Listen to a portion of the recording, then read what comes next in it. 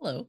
So today we're going to talk about some of the really crazy stuff I saw when I was trans identified in the trans community, in online spaces, and going to trans support groups.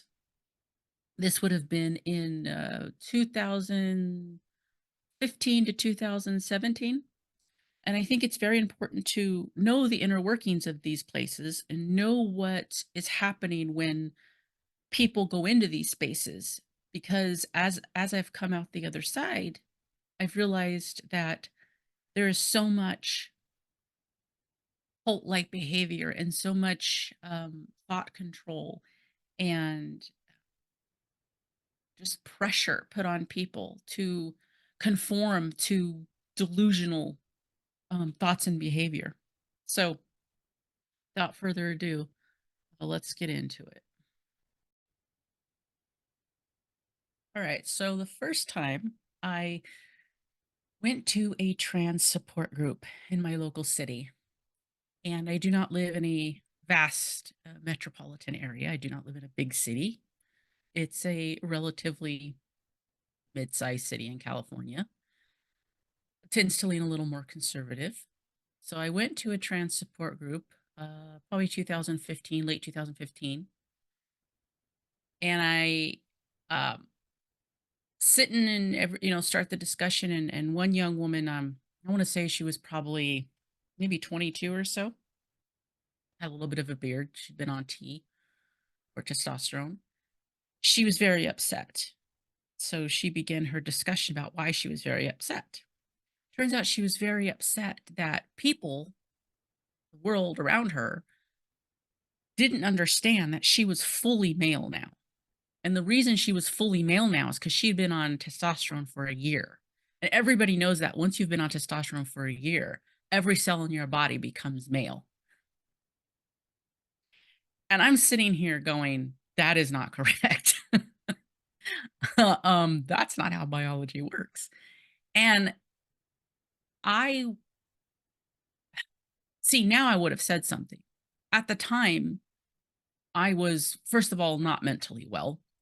I was trying to fit into a space of somewhat. I was trying to find support. And I didn't want to be the one to suddenly tell someone else in the group, dude, you're crazy. That's not how it works. Although I should have been allowed to, but I really got the feeling and the sense in that group that that wasn't allowed. And I don't know how to explain this. I'm sure people have been in groups where you're just like, you're not supposed to say anything negative.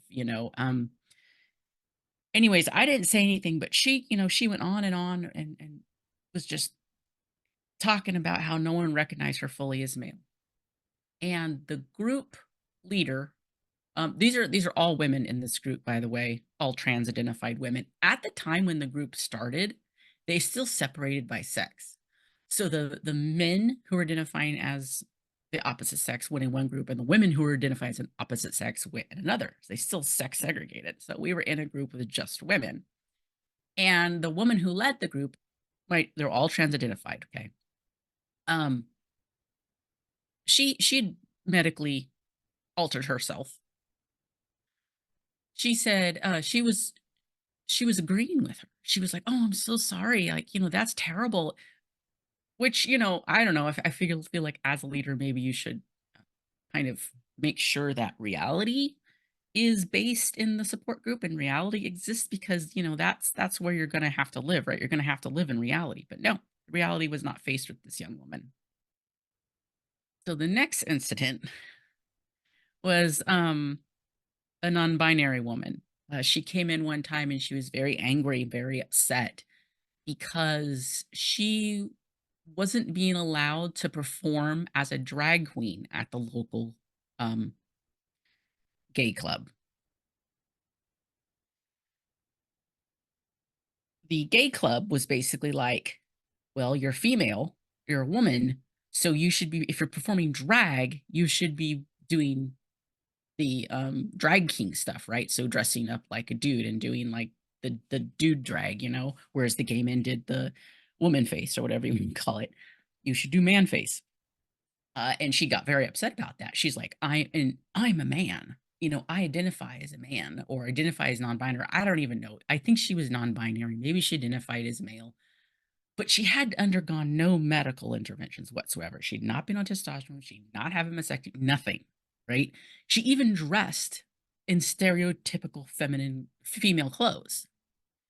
And I remember sitting there going, what the hell? Like, this makes absolutely no sense. But again, I knew I couldn't challenge her because if you challenge somebody, the rest of the group would come down on you and be like, basically, be nice. You couldn't be mean because if you were to say anything that goes against someone's delusion or their belief, then you were being mean to them.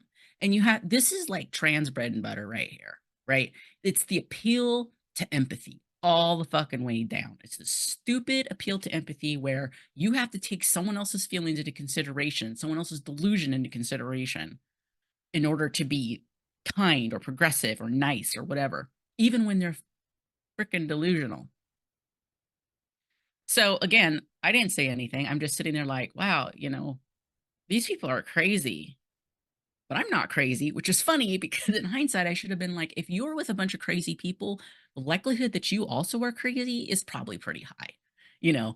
And I was coming at it from like the true transsexual way, right? I had had quote unquote gender dysphoria since I was a teen, at least at puberty. Even before then, I was always a tomboy and got made fun of for being masculine and all this kind of stuff, right? So all the things that all the checklists that you'll go down to if you're truly trans, like I hit all those checklists, right? So in the trans belief path, I was truly trans, okay, and I wanted to medically transition. Well, I had started medical transition. I was what they called the binary trans. Well, at the time, it would have been called. Let's see, what were they calling us? Truscum? It might have been Truscum. I'll have to look it up, but if I'm wrong, I'll put a note in here. So true scum, if I'm remembering right, meant that you were one of those true trans believers and believing that you had to have gender dysphoria and that you had to medically transition to be categorized as trans. And that was a no no. This was a no no all the way back in 2015. Okay. So this is not anything new. And like I said, I'm not in a big city, that I'm not in a cutting edge, you know, super liberal place where this stuff's going to pop off first. No, this stuff was already running rampant in trans spaces, both online and off. So there's that craziness. The other thing that really was quite jarring the first time I went to the trans support group, and well, and most times after, anytime I went to the trans support group, was the fact that a lot of the men would show up dressed in basically the cheapest, um, to put it bluntly, sluttiest, quote unquote, women's clothes you could possibly imagine. Mini skirts, bad smeared, horrible makeup, bad wigs. Like just they looked like they were playing dress up for like some stupid Halloween party, right? And these dudes would show up and everybody was expected to treat them and act like they are just like any regular old woman off the street. And that's really jarring too, because you're like, no, that is a dude. That is a messed up dude in a fucking mini skirt and a tube top with socks under there and a bad wig. And he looks like a prostitute. So many of them look like prostitutes coming in off the street. In hindsight, I know what that is. Those are some AGP dudes, okay? Because there were a few gay men who had transitioned, who did come to the support group. I think, well, one I remember in particular, he was really nice. I felt bad for him. We had had a conversation a few times and he was older. He probably was in his 50s at the time. He had transitioned, I think, maybe 10 years previously. And he transitioned for very typical reasons that all of us homosexuals transition. In a lot of internalized homophobia, a lot of shame. He grew up in a very religious, conservative household. His father hated him for being gay, but his father suddenly liked him when he transitioned. It was fucked up. But, I feel like I liked the conversations I had with him because he was honest, and, I mean, but he also knew he couldn't be honest in the group, right? He didn't say a lot of stuff in the group, but after, if it was just me and him talking outside on the parking lot or something, like, we'd have these conversations where, he would admit that he wish he hadn't had the surgery, that, he'd had to have all kinds of after surgeries to reconstruct or try to open up his wound again, and that he really couldn't have sex, and he thought that he would be he thought he would be able to find a relationship easier as a trans identified or transitioned man, and he came to find out that actually it was worse. He said, I got more play, and I got more just relationships and attention as a gay man versus this, and I could tell he had regret, but he also at the time was sticking with Yes. it. Nothing negative was allowed to be said about any of the medical interventions about medical transition. So if someone was, and now mind you, this is a support group. Okay. So if a woman came in, she had started testosterone and she was wanting to talk about how she was having these negative side effects she didn't like, right? The only way she could say, and mind you, the negative side effects had to be something that was along the line of acceptable negative side effects to have. Like, for example, if she came in and said, I'm not liking that I'm growing facial hair, then that would be okay because then you'd be like, well, maybe you're not really trans or maybe you're non-binary. That's okay. But however, if she came in and said, I'm having a lot of dizzy spells and I think it's the tea and I think it's making me sick, that'd be a no-no. You can't say that it's making you sick. If you did say that, what you would get, a pushback you would get, and this is usually by the leader, she would say, well, that's your experience. You know, And we don't know if, it's the testosterone causing that. Probably isn't because, most of us are just fine on it and blah, blah, blah. And then go into the litany of excuses of why tea is just no big deal. Well, you have tea in your body already. I love that argument so much. Um, it's just like, yeah, everybody has all the hormones, okay, because you all need them. But for fuck's sake, uh, testosterone levels in women are supposed to be around like what, 8 to like 15 at the most or something like that. And the male range is like 400 to 1,000. So it's like, yeah, that's a big difference. Anyways, so yeah, you were never allowed to say anything negative. If you, we had some women who were considering phalloplasty, and we weren't allowed to talk about phalloplasty as being, we weren't allowed to talk about the negatives of it or the concerns about it. If someone brought up, I just don't like phalloplasty, or I'm worried that it's going to be, it seems like it might be a pretty brutal surgery. No, you're supposed to say, well, we don't want to say anything negative about it because some people have found a lot of, happiness with their surgery. One particular situation that really disturbed me, and this would have been later on in years. So this probably would have been closer to 2017. There was a 17-year-old girl who was coming to these trans support groups or trans support group. She had not started any hormones or anything, but she was identifying as a man or male. She got into it because her mother transitioned. And her mother, I gotta tell you, her mother was crazy, like very, very mentally ill. Um, and the mother started out as non-binary. She started out as one of these, oh God. Okay, so first, sorry. I gotta tell you the story of the mother. The mother would have been around my age. The mother was no young spring chicken, right? The mother was definitely like in her mid to late 30s, if not older. But I think she was probably in her mid to late 30s. The mother started out with coming into trans spaces because I think she got attention or it was just a space where she felt like she could belong, right? She initially identified as non-binary. Then she started identifying as male. She had no surgeries. She wore women's clothes. She had gigantic boobs that she put on display. Okay, like she wore low cut shirts and everything. And then if anybody misgendered her, and I mean anybody, like she told a story one time of going into a convenience store dressed like she was, um, and the guy called her ma'am, and she lost her shit on him, supposedly. You know, and then when she came to the group, she basically was crying about it and saying, "Oh, it is misgendering. It's so harmful to me. It hurts me so much." And it's just like the mind boggles. This is so fucking delusional. And when I think about this in hindsight, I think about, I know a lot of these people were in contact with therapists, and you just like, why aren't the therapists fucking correcting this shit? Why are you letting people be delusional? Oh my god. So, anyways, yeah. So this was the mother.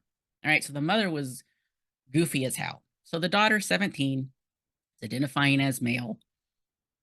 Um, she was thinking about starting testosterone. And she also was thinking about having a phalloplasty. Like she really felt like she was going to do everything. But one time she came to a group and she said, I've been having some nightmares about having phalloplasty.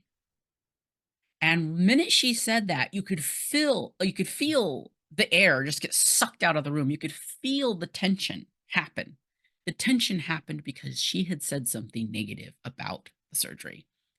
And the woman who was leading the group didn't say anything. She just looked at her. And she said, I think I'm just really worried that the surgery is going to be awful. I've seen some really bad outcomes with it.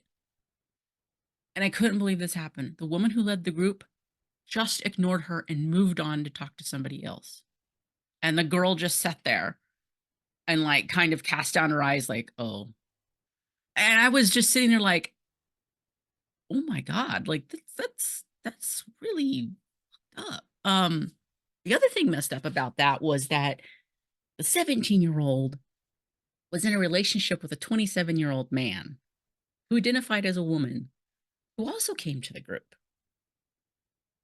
But it was okay because he was really a she and she was really a he. And so that balanced out the scales, right? Because an older woman can be with a younger man. That's not a imbalance of power or whatever. But I would argue that even if they were actually, even if it was a 27-year-old woman with a 17-year-old boy, that's still not appropriate, in my opinion. But they saw it as completely okay. Um, So this girl was getting groomed left, right, and center. And I sometimes think about her and God, I hope she made it out because she was questioning. And if she was questioning, I hope she initially got to the point of realizing it was bullshit. I hope. The other thing that was very striking was they did hold the line that you didn't need gender dysphoria to be trans and to transition.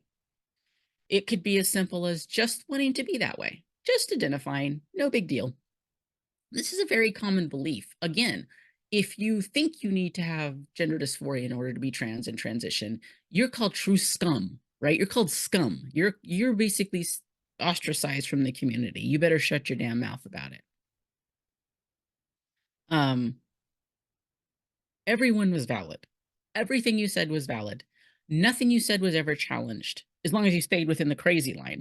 Like I said, if you actually stepped out into any kind of reality, then you'd be challenged. And oftentimes you could be pulled aside after group and told by the group leader that, that was inappropriate. And, if you keep it up, you're going to have to leave the group. So there was also a 18-year-old girl who started testosterone. Um, in my opinion, I think she might have been on the autism spectrum. And I think she was also more than likely a lesbian, a butch lesbian or more masculine tomboy, whatever you want to call it, lesbian. Um, she had she had large breasts. She had significant breasts. She started taking tea and suddenly she said, "Well, now I'm taking tea. I am a man. I'm actually a man, so I don't have to wear a shirt anymore." And she would take off her shirt and go topless like, not super public, but at places like, you know, at the pool or sometimes at the lake, where, like, guys would take their shirts off to swim, she would take her shirt off like it was no big deal because now she was a man. Now she was a man with breasts, so it was okay. I and I remember thinking, "That sounds a little dangerous." Um, it was really the other thing that I find very interesting about these group dynamics is that group dynamics still existed between men and women, meaning the men were the most important ones in the group. The men got to talk about and cry about all their problems, and the women were expected to be supportive and validating and yada, yada, yada. And if any woman got out of line and was a little bit more pushy or strong or disagreed, um, she would be told that she is exerting her male privilege over the women in the group. A young man, I would say in his early 20s, showed up at the group one day. Just a regular looking dude. Okay. He was probably like 6'2", 6'3", kind of looked like like a skater dude, just dressed normal dude clothes, nothing, just seemed like a normal dude. And I was like, why is this dude here? Right. I mean, he wasn't plain dress up. So obviously he didn't belong here. But he came in and it was his first time at the group, and he told his story about how he was currently serving in the military, at one of the more local military bases, and I think he was on leave for a while or something because he had had a mental break at work. They found him like crying somewhere or something, and he was just, really distraught. And it the guy was having a mental break. The guy wasn't mentally well at all. And for some reason, I don't know why, maybe it was porn, maybe it was who knows, he lashed on the idea that, he might really be a woman.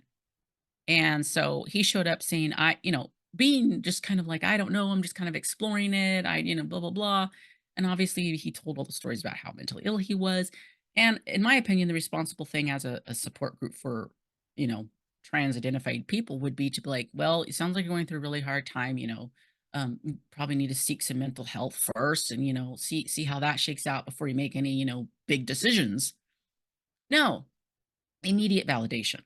Immediate validation. The group leader started calling him she, and everybody else was supposed to call him she. Validated him immediately. Since I became an adult, I've always voted Democrat. I've always been um, what I could consider progressive or liberal or whatever. And one of the things that really disturbed me was how it seemed like the trans community was pushing itself into other communities. Um, Basically, the trans community seemed to be colonizing other groups' struggles or other groups' identities. So, for example, this really was something that really jarred me. I marched in the Pride Parade one year with the trans group, and we were marching along. And the woman who led the group at the time, by the way, the woman who led the group is dead now. She killed herself a couple years ago. So she was leading the group at the time, and she had one of the little loudspeakers, a little, I forget what they're called, but I'm gonna talk really loud. One of those. So she had one of those, and we're going along. And I think this was at the time where the whole Black Lives Matter might have just got started. And so we're going along, and she was saying other stuff, right? And then suddenly she starts going, trans lives matter, trans lives matter. And I'm like, wait a minute. I'm thinking in my head, did she just rip off Black Lives Matter? And like as a progressive, I was like, dude, that is not okay. I didn't understand why other people didn't find that not okay. And I'm sure people did, but were just so scared to say anything. But anyways, I found that just atrocious. 'Cause it's like, wait a minute, this isn't even your fucking thing. What are you talking about? So the other thing that I wanted to talk about is how vicious the trans support group slash trans rights, trans activism, it's all mixed together. It's all the same people, right? And the activism is very key in all of it. if you are trans, you must be an activist, and I think that's part of the cult, right? Um, I think it's how they keep you as well. So the policy of the trans local trans group was that if anybody got wind of a therapist who was not 100% um, confirming or 100% affirming, 100% affirming or 100% supportive of a trans identity, you would root them out like, a poison and try to just destroy their lives. What I mean by that is if a local therapist was even question someone's trans identity, the group leader would first of all find the therapist's name and everything and put them on blast in the gay paper, put them on blast in the trans community. Then she would try to go after the group they worked for or the hospital they worked for. She would go to media of any kind. If she could get any media on it, she would, saying they were transphobic and committing hate crimes and whatever bullshit she could throw at them. Just anything she could pull to destroy these therapists' existence, they would. And so, you know, while I am hard on the therapists for affirming these delusions, I also understand that I don't know, it's like a big versus small situation. The eagle eye view of the whole therapeutic community supporting it is what pisses me off. And some of the small activists and some of the activist therapists a bunch of bullshit, but also there's an element of many of these therapists are being taught and are being told that this is what they must practice. This is how they must practice. And here's an example of the community of activism coming in and forcing doctors and therapists to go along with their delusions. Okay. And so I feel for the for therapists as well. There's kind of two sides happening here. Um, what ended up happening really in my town, at least back in the 2017 or so, was that most therapists would just not take any they would just not take anybody who's trans identified. They just wouldn't work with them at all because they didn't want to get into it. And so they had to do that in order to avoid having to go along with the delusion and not practicing what maybe they found as ethical. This was, I think, the one of the last incidents that happened, and I stopped going to the support group and stopped being active in the community. And mind you, I was never super active because, like I said, I found most of the activism and stuff really just unhinged. And so, I didn't get too involved in it. So in my city, a gay man was murdered. It was not the first time a gay man's been murdered in my city. A gay man was murdered outside of a club, in an alleyway, a club that he performed drag at.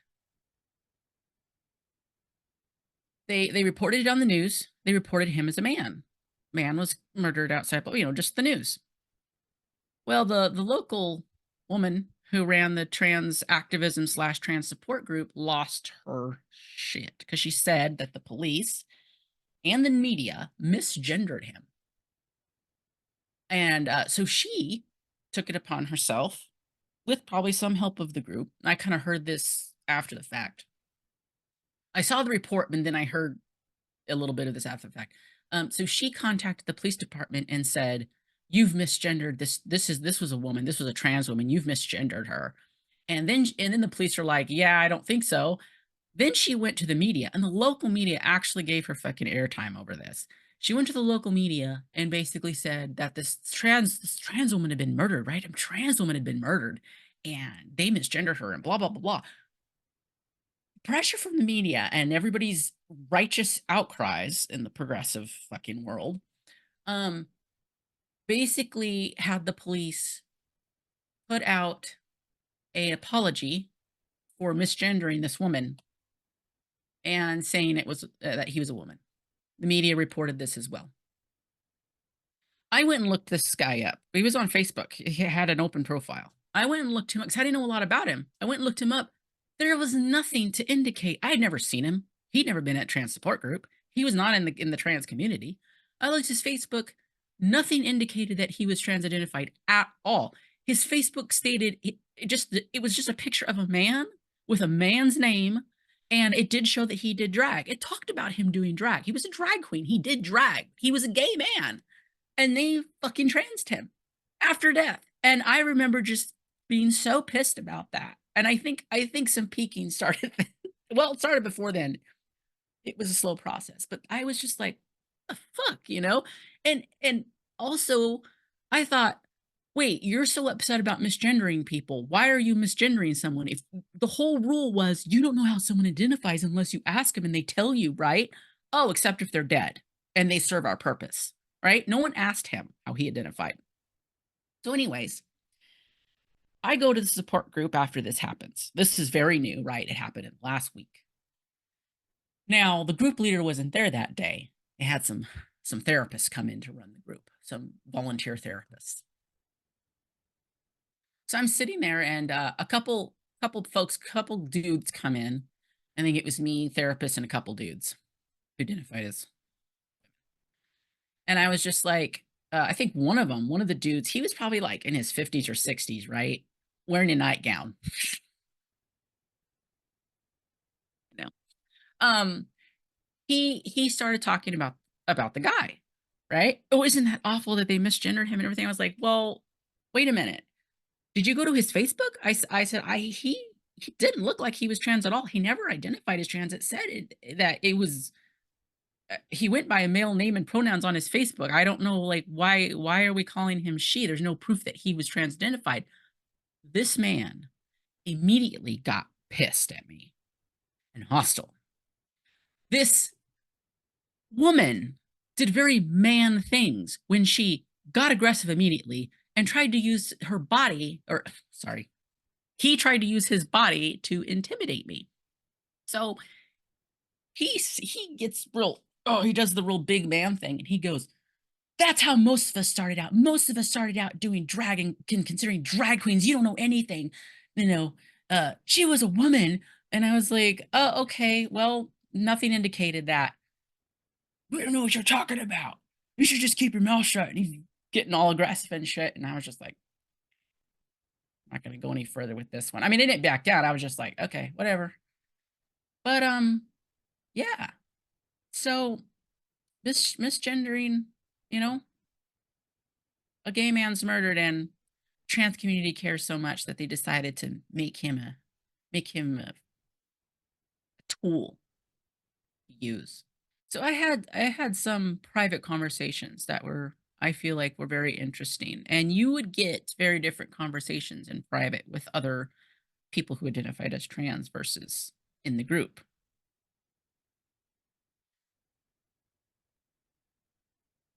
The few people that I hung out with or talked to outside of the trans support group, I believe we're homosexual, and they all pretty much said the same thing as I said, and I believed, is that we wished we weren't trans. We wished there was another way. We didn't really like the situation we were in.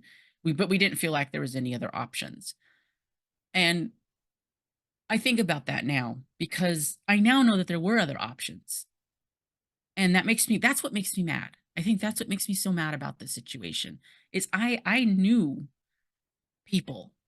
I knew people who were being very hurt and didn't want to do this, but also were being told by literally everybody that this is the right thing to do.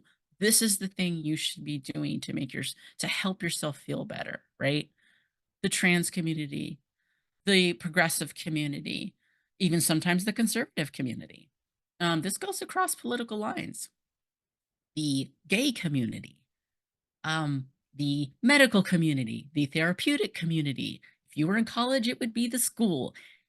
Uh, Oftentimes, even your family. It seemed like everybody had bought into this idea. There was no one offered an alternative. There was no alternatives offered.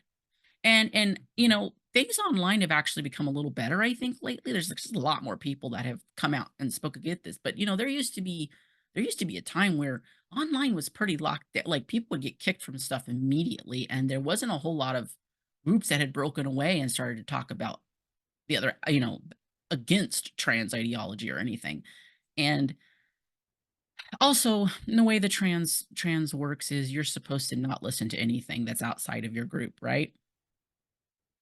But that's just something I really wanted to state was that for many of us, we really thought this was the only option. And this was not something we came to on our own in any kind of informed way. Most of us weren't even told the actual science, the actual medical knowns and unknowns and outcomes and complications from the drugs and the surgeries that we were given. The trans culture is very, very soaked in porn. It's very, very soaked in kink. And it really wants to make sure that nobody has any boundaries whatsoever. And, it's basically like this belief system that in order to be free, you must have no boundaries at all. Okay. So, polyamory is encouraged. Pansexuality is encouraged. You're supposed to be able to have sex with either sex and everything in between. It doesn't matter. Any kind of kink goes. There's no kink that's not okay, right? Even you're supposed to engage in kink too. You're supposed to just like freedom. Um, porn. Porn is very like you're supposed to engage with porn. Do porn. If you do porn, that's even like wow, you're so great. Um, and you especially are not allowed to have any boundaries around your sexuality. Uh, there's only a few out, at least there was back in the day, 2015 to 2018 or so. Rule was, let's say you were homosexual and you didn't want to have sex with the opposite sex, but you were trans identified. What you could say is, uh, I don't feel comfortable having say you were trans man, you were trans identified female. I don't feel comfortable having sex with men or trans women because it gives me a lot of dysphoria. It's really hard to see the body parts I don't have. Again, that was kind of okay, but you got to be careful there because again, if you're saying too much that trans women have male parts, then that's going to be a problem. But basically, if you said it gave you dysphoria, that could be a boundary that could probably be respected. The other thing is if you're asexual, claim asexuality and you get out of it. It's a get out of the jail card. And I think that's why a lot of women in the community identify as asexual because that's a way to not be pressured into all of this sex and kink and humiliation. But that's a cultural aspect that also can really damage a person, right? And this kind of goes back to some things I've mentioned, and I mentioned it recently in an interview I did with just chatting I did with Richie. And I'll put a link to his channel in the interview we did. But he asked me, I was talking about how um, when women get on testosterone and they're already mentally ill, the testosterone leads to a lot more self harm and doing things that hurt us more. And he wanted me to expand on that. And at the time, I could not expand on that because I would need to get into some nitty gritty stuff that I wasn't going to get into. My son was in and out of the room, so I didn't want to talk about it. But I'll talk about it here. Like I said, porn, kink, no boundaries. It's all supposed to go.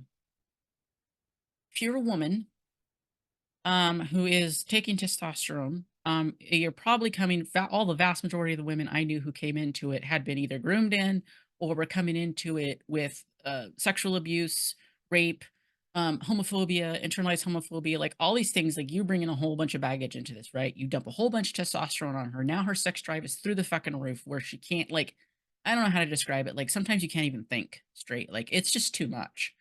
And then you get into this community that's telling you, fuck all the time, screw anything you can, do all the porn. And it's just like you get pressured into doing these things, but also your sex drive is so high that you do things you wouldn't normally do. Because I guess it's just like anybody who's on drugs, right? If you're a drug addict, you go down a road of doing things you don't want to do that you wouldn't do not under the influence, right? Or in a different frame of mind. And so when women get that testosterone dumped in their system, and then they go into this community that is encouraging them to basically be a whole, they end up being used, and they end up forcing themselves to do the things they really don't want to do because they're told that this is the way to feel free. This is the way to take back the power, to be in control, right? And this is especially enticing to somebody who's been like sexually abused or raped or been used, right? Which vast majority of women have been used. Our bodies have been used in some way. And we come into this community, and this community is telling us you can find freedom through being used, and you do it, and then it destroys you. And this makes me think of Buck Angel. This makes me think of how much she pushed porn and how much porn played a role in what she has become. And and how it's, I think it's very harmful. It's self-abuse. It's you can see the pattern.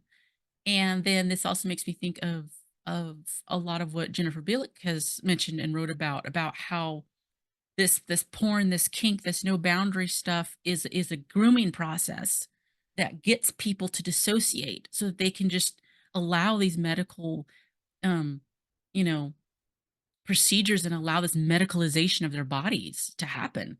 And honestly, that makes sense to me. Like it has just kind of come together recently where I'm like, dude, that makes a lot of sense because abuse dissociates you. And as a woman who's struggled with dissociative stuff my whole life, I can I can concur this dissociates you. It makes you separate from your physical body even more. It gets you more in your head, which you don't want to be. So I hope that kind of explained why I think that the testosterone actually it just basically pushes and encourages women to put themselves in more harm's way and do more harmful things, because the unfortunate truth is very often hurt people will continue to hurt themselves, you know. Um, not all, hashtag not all trans people, hashtag, whatever the fuck they want to say. Oh, it's a super online extremist that say that thing. And I'm like, I can honestly say that in the vast majority of people who are trans identified are buying into everything I've stated here. There's very few that don't buy into it. And those people are usually the folks that are really not involved in much, right? They're just going stealth and I guess just trying to, you know, live under the radar. I really take issue with this idea that it's just the more recent trans activism that's a problem. No, this just didn't come out of nowhere, okay? These beliefs and these base ideologies have been in existence since many, many years ago, okay?